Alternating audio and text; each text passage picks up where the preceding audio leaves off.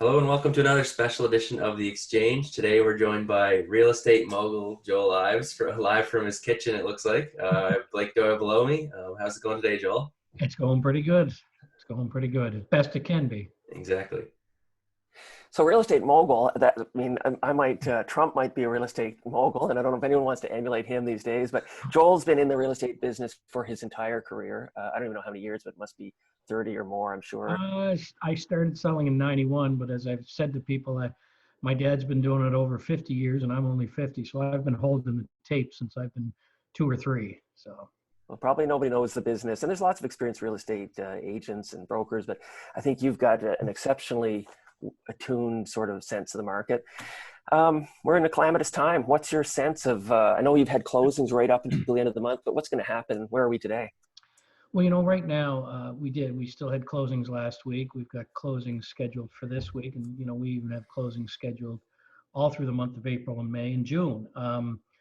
Where those are going to go is really going to depend on a lot of different things. I've been told on the mortgage companies that, they're basically checking day of funding of what's happening. Are people still employed? Are they employed at the same level? So that's going to be a challenge, right? I mean, the registry department is still open to take documents. I've been in contact with some lawyers, and there's some title insurance programs that are there to still work should the registry department shut down. So things are adapting well on there. They haven't really deemed us essential or non-essential yet. We're kind of in there in that professional service. So it's going to be a challenge. A few instances we've had is people have sold their house prior to the, lockdown, or for lack of a better term, and all their conditions have been met. So all of a sudden their house is supposed to close the end of April and they have nowhere to go. So in one sense, that would be considered essential service for shelter, but someone who just wants to go shopping to shop, I don't think that's the same thing. So it's got some challenges, but if someone's going to buy a house or was going to buy a house this year, they probably still will. We're just on the pause button with it. Our industry is different like that because it's not like if we were running a fried chicken joint, where if all of a sudden, you're going to buy a house, you're only going to buy one anyways, but no one's going to walk into a fried chicken place next week and say, oh, I wasn't here last week, so give me 2 buckets. So our industry hopefully should bounce back on some things. Now, mind you, some people are going to take a different hit, maybe with their jobs and different things like that, and it's going to affect their mortgages. But I would think as the banks are adapting to all this change, if all of a sudden, somebody got laid off for a month, well, if they go and they apply for their mortgage when they go back to work, I would think that the bank's going to look at that and say, oh yeah, that was during COVID-19. That's not a true layoff. So, but, we'll see how it goes. But that's kind of the thing that I see on it. But it's a challenge. We have people that still want to buy and sell houses, and we're trying to deal with it the best we can, with virtual tours, online assessments, different things like that. But, we're trying to limit as much contact as we're supposed to be doing it, as we're being asked by our health people, who are a lot smarter than me, that's for sure. You mentioned the bucket of chicken. I think there's a lot of pent up demand for buckets of chicken. I think when people are released, if you can buy one, yeah, they'll sell. But, the state has kind of imposed, the state by every government from the US and Canada and its provinces, they've suspended commerce and suspended the economy. And I do think that the transaction of real estate is an essential service, may not be deemed as such, but it's an economic stabilizing force. Mm-hmm. So I think it is important, if we can't get back to some sense of normalcy in conducting trades, how has your firm adapted? Because we may have to be in a different environment for 24 months. Well, we've been involved quite heavily for the last probably 10 years on electronic signatures. That would have been the first thing of non-face-to-face things, where we have the abilities to sign legal documents electronically from any device and anywhere. We've invested heavily in the last few years in content creation by hiring, having an in-house photographer. And we just recently hired another one for video, doing virtual tours and stuff. Our franchise, provides us with different online meeting systems, some similar to this, where probably we're going to have to start, doing a virtual showing with people where we would meet just like we're meeting here. And okay, let me share my screen. Let's pull up the pictures. And okay, this is the kitchen. I've been in the house. So what would you like to know about it? What can I answer? Here's our 3D tour that we've had. Let's walk through it together and have these conversations. Maybe we're going to have those. We've had the luxury before of going and just showing it. And we've always had this technology. We just haven't been forced to use it. I think that's the big thing in this situation, that all of us are starting to use the technology that we had, but we never maxed it out. So we're somewhat prepared on that. Like I said, we've invested. We have what's called a Matterport camera, which gives you a 3D tour. We don't have it on all our listings. We have it on quite a few, where you can physically walk through it like a Google Street View through the house. People still want to touch and go from there. So it's working on that. All my admin are all set up remotely. We're all doing everything that we can be doing in our home office, what we could be doing at our main office, at our home office. And once again, we were close to that before, but we never really enforced it. So I'm kind of encouraged by that, because that's going to free up a lot of time for my admin, or freedom. When we deal with like a lot of small businesses, such as school closures or government closures, everyone says, okay, well, it's a storm day, let's stay home.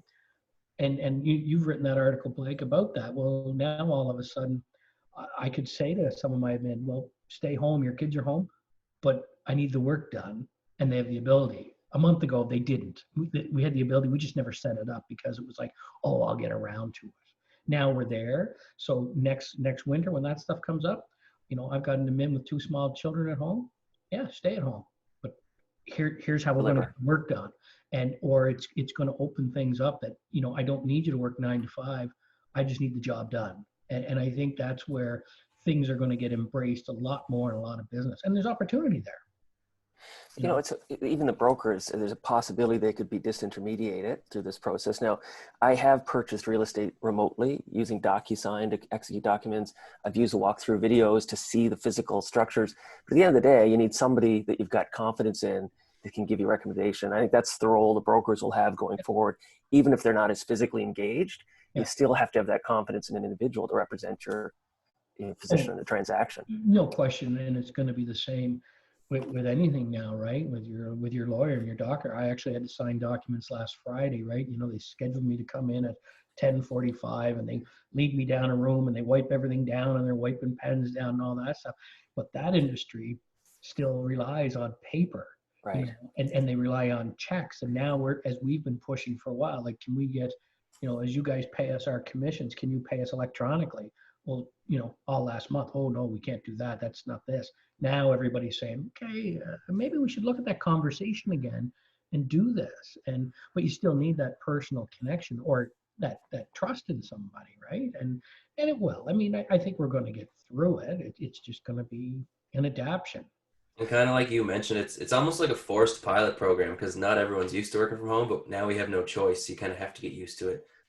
And a lot of companies were thinking, oh, well, how can we do this? Like, this would be like, let's say a year ago, how can we cater to what our staff needs? But now it's a forced pilot, like kind of like what you mentioned. And with that's great opportunity, right? Because when you look at it here on PEI, I mean, we all live here, so we love it, right? But if all of a sudden you are sitting in Toronto or Calgary or any major center, and you're sitting on the 28th floor, and you're working from home because you can now, because you have to be, why am I here? If I'm going to work remotely, why can't I work remotely from PEI? And then if you're that bigger company, well, why are we paying $50, $75 a square foot for someone to be working in this building, and we're paying that person $75K or $80K a year to work here? Gee, maybe that guy wants to move back home and work for us for the same salary, but we don't need that space. So we could see that shift in the commercial real estate side of things, and we can see the opportunity with here. I mean, we've seen that in the past with companies such as Ceridian, CGI, and Invesco, who are coming for our talent pool per se, but they're also coming for their ability for lower commercial real estate and lower wage. But the lower wage is more of a higher wage for us here. So, I see that. I mean, and the province has tried that for years, east sizing and come back home. Right now, I mean, I think if I was sitting in one of those high rises and I'm getting cramped in, say, well, I paid 400 grand for this condo. 400 grand gets me a nice house back in Sherwood, where I grew up, or West Royalty or Montague, It's funny, I think the feds primarily, I mean, they announced some rebates right after we interviewed some federal, Sean Casey was on. The province certainly watching what we're doing, and they're making announcements based on what the exchange is doing. But I think your comment, because I have seen a change in the commercial real estate market. CBRE did a little presentation late last week talking about the impact primarily to the retail commercial space. But this might be a great pivot for the province, and whomever moves first, and hopefully our province can, maybe innovation can get ahead of this thing and try to use it as a patriation strategy. Yeah. So another tidbit from the exchange from Joel Ives for the province to enact some policy. So, but that's a great point. Well, I think we have to look at these opportunities, and I think, we're all changing on this, right? You see it on Facebook, you see the memes and all this about, we all realize the stuff we have isn't the stuff we need. And we're all starting to circle back to what's important. It's like, we're all missing, seeing our parents right now, or our parents seeing their grandkids. I mean, Zoom and FaceTime, that's all great if one's in Toronto and one's in Charlottetown. But if your grandkids are in Charlottetown, you're in Charlottetown, it's hard, right? I mean, it's the same with me. I mean, my dad still works with me and I see him a lot. Well, I don't see him. And, the other day I was going in to give blood and I was coming out of the screening room and there he was there for his appointment. I was so excited because I'm like, I'm going to be able to sit 6 feet away from him and have a cup of coffee. But that's the stuff when you realize it, that's what we all start realizing of what is important. So, and I think we're a resilient bunch. And I think the way our health system is attacking this, I think people are noticing from across the country, and we have that border. I mean, I know this virus has no border, but if we can kind of keep stock of things and shut down, people are going to say, hey, these guys, even though they're small, they kind of know what's going on. And I think I feel protected. I mean, we're looking at as of today, I think we're still at 11 cases, 1 cure, none hospitalized. I mean, and they're prepared for it. So if we can show those systems, I mean, we've always, as Islanders, we've always punched way above our weight, right, in a lot of things. And I think we can really take advantage of that and celebrate. It's tough to find celebrations right now, but as I look at it, I'm pretty proud of it. I feel good about it. I mean, hey, I have moments in my day where I just want to pull the blankets up and suck on my thumb, but for the most part, I think, we can try to get through this because you just can't lay down. I mean, that'll solve nothing.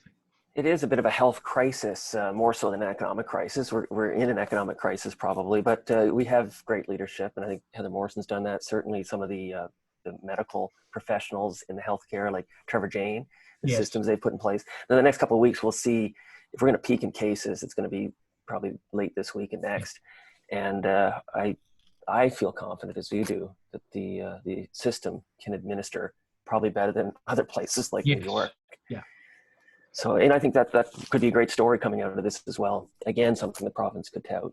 Yeah, and I think that's what we all need a hero, right? We need a hero story. We need to grasp to those, and I think that's where it is. I mean, as I worry about, are people going to buy houses and going to do that? Like, they will. They will. And my dad, I keep referencing him. I mean, he's been through the 19 and 21% interest rates, right? And really, in our business, residentially, if you need a house, you're going to buy a house, no matter what it is. If you have a job and if interest rates are 20%, they're 20%. If that's what you need, that's what you need. It's a life choice that'll make that happen. And, I remember I asked my father that one. I said, what did you do then? He says, well, I just had to get up and I had to work because I had to make it happen because, stopping is not an option. Some people do, and that's fine. And everyone has their reasonings behind it, but we can't, right? I mean, that's the same with all economy. You're looking at all the adaptation. How many restaurants in Charlottetown actually had delivery this time last month? Right. Very few. Now they're all there and they're trying to find the right way to make it happen. Some of them are packaging up family style meals and doing that. Okay, great. That's a great option. It's not their best thing, but they're adapting. Others may not, shutting down might have been the best choice for them. Who knows? Right. I think it's an important lesson in business and life in general. Like, you have to pivot when things get bad. Like, you can't keep going and sucking money into this if it's not working, or if you can't open per se. Yeah. To kind of change gears, you're pretty heavily involved with the Charlottetown Islanders. So you want to kind of give us a run through of what that's been like, having to first of all cancel games and then playoffs cancels in the CHL, and then now where are you? What are you looking at for next year? Well, that's a challenging time as well, because it's one of those things. It's not, we have quite a few investors in that team, and it's none of our primary business. And it was the kind of thing where 2 months ago we were thinking, oh, okay, well, we're going to make the playoffs. Whoopee, that's it. And then all of a sudden the team starts firing on all cylinders, and we get excited by it. And it's always a great excitement when the town and the province gets behind it. So we ran into challenges with that. As a sports team, we felt very susceptible to the virus, as many did, because here you got, a group of people in dressing rooms, water bottles, all those sorts of things that you've looked after. But even still, that's where you could see it almost explode. So we were really concerned first for all our players, because, those guys are on buses or in schools and all that stuff. So as of right now, nobody that we know of is sick, which is great. It was a challenge to say, okay, well, when is this going to happen? Because all of a sudden they put, we might have playoffs, we may not have playoffs. So all of a sudden you're still keeping your staff and everything together because you don't know if you're going to play or not. And then it's not quite sure what's going to happen. And then just right before they did cancel the playoffs, they did say, well, if your kids can all still continue with school based upon how school is going, you can send them home, because these are 16 to 20-year-old kids who are staying in not a stranger, their billet families are their families, but these kids wanted to get home, right? We all want our moms when times get tough. And so we were able to get them all home and stuff. So, it's a challenge. And then we look at, okay, now that everything has been canceled, we feel bad for guys who are in their last year of eligibility that aren't going to finish out the way they wanted. And then next year it's like, okay, well, what's it going to look like? Are we going to get people sitting side by side to see a sports event? I think we will at some point.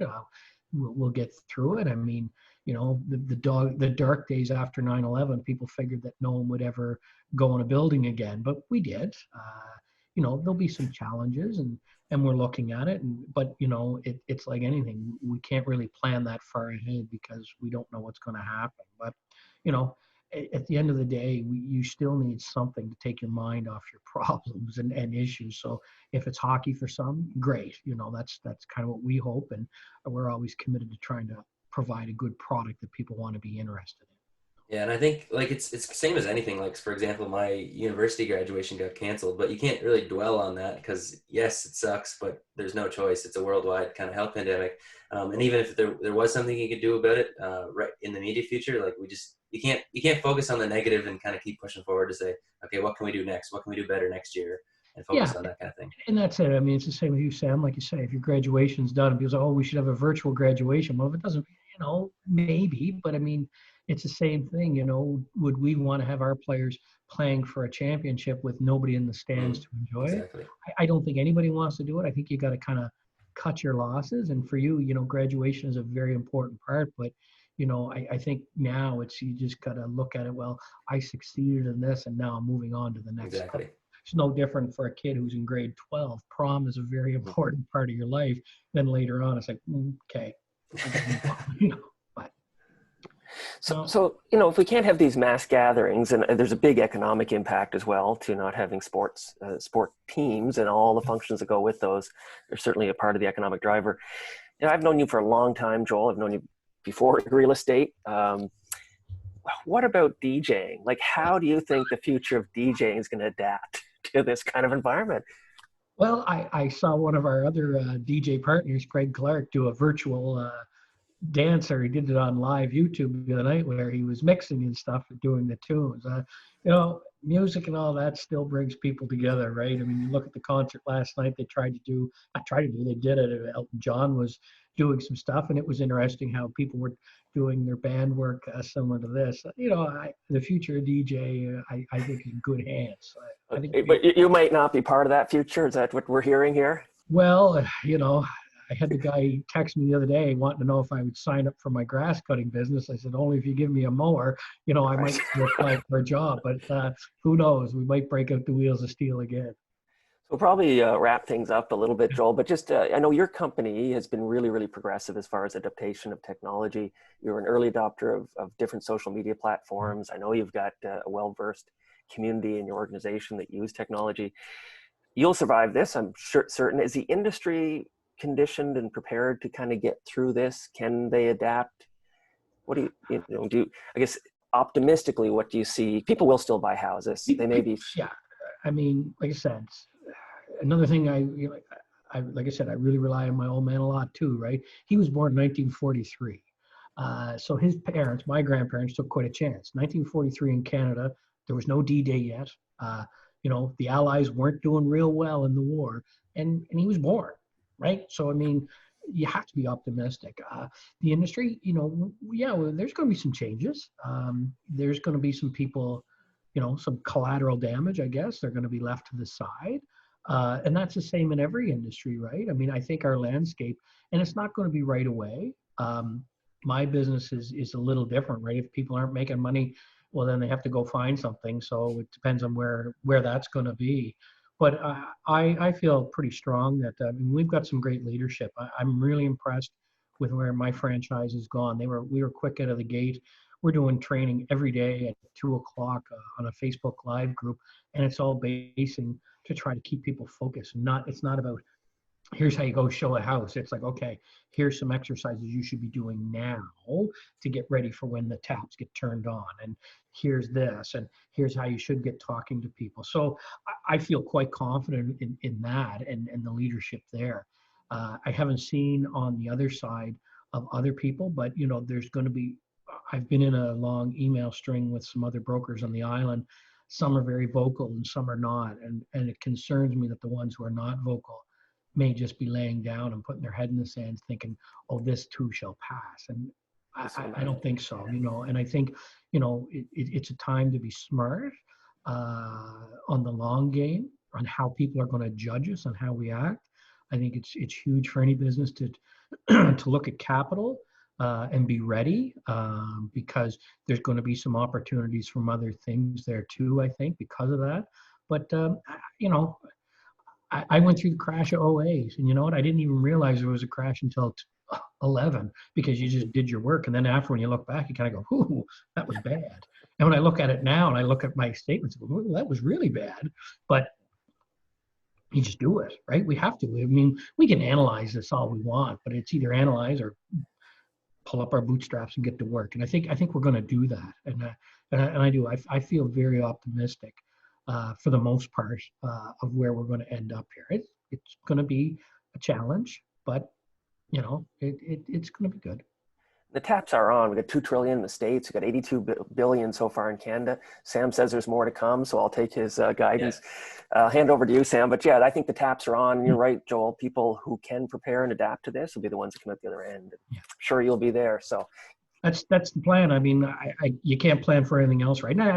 I'm not throwing anybody under the bus saying they're not. I mean, but we have to be, I keep pointing back to, I'm a big movie buff, and I pointed back to the day at one of my meetings with across the country of George Bailey and It's a Wonderful Life. And there's that part when he's going on the wedding and there's the bank run and there's George, right. in his bank. Right. And he ends up the day with $2, so they survived it. But the person that I always remember in that is there was one guy who wanted to clean out his account and not care about anybody else. And then there was the lady who said, can I have $16.50? Because that's what she knew, that's all she needed.